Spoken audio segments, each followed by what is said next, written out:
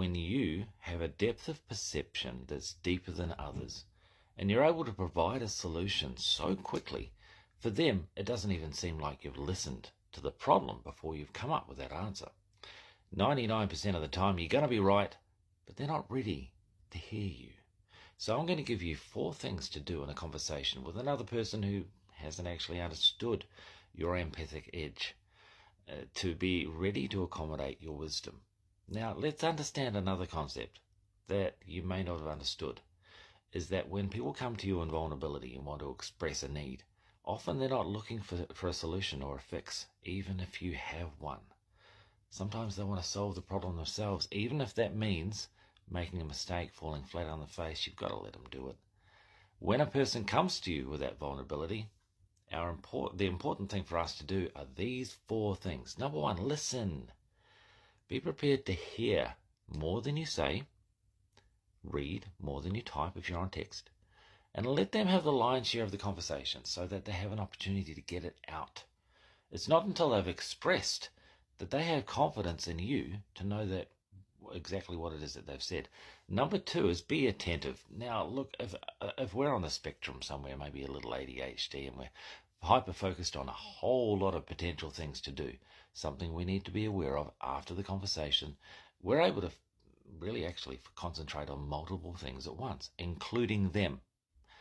But from their perspective, it looks like our concentration is divided far too much, and they're not having that sense of confidence that they're being heard. So for us, it's important to mirror whatever they're doing. If they're calm, then be calm. If they're kind of fidgeting a bit or playing with the pen, do the same thing, jangle your keys, but making sure that you're making regular eye contact with them so that they know that you're being connected to them. The third thing is that often a massive mistake that those of us who are very empathic make is we tell our own story when we hear someone else's.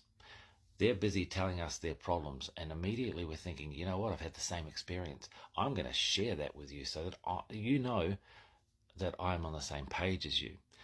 But when we do that, that's not what they hear. What they hear is our story is more important than theirs. So they feel very dismissed when we're actually trying to tell them that we understand. Let them speak without telling our story. The 4th thing is active listening. And if we understand what that means, it means the only time we really say anything of any substance is just to repeat in our own words what they've said.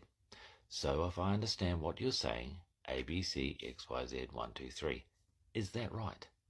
So by doing that, we're giving them complete confidence that they have been heard, because we're literally repeating back to them. Now, after that point, there's the 4 already. We may find that our job's complete. We've actually given them the opportunity to feel as if they've offloaded their problem, maybe come up with their own solution. Leave it at that. Now, there is a 5th one that we may choose optionally, depending on the dynamic of the relationship, or if you've just been chomping at the bit from the beginning of this conversation with the most perfect solution for them, and we'd love to share it, which is quite common for us. Then we say something like, hey, is it okay if I share with you what I think about that? You see, we're actually asking permission rather than overrunning them. And often if they have felt as if they've been heard by us, then they're going to be ready to hear the solution that we had right at the beginning. You see, what we want to do right at the start cannot be achieved properly until we've been through each of those principles to open them up ready to hear the wisdom that we have for them. If you want more keys of how to communicate with others in such a way as to really connect in a deeper level, when you've been struggling, reach out, we can have that conversation.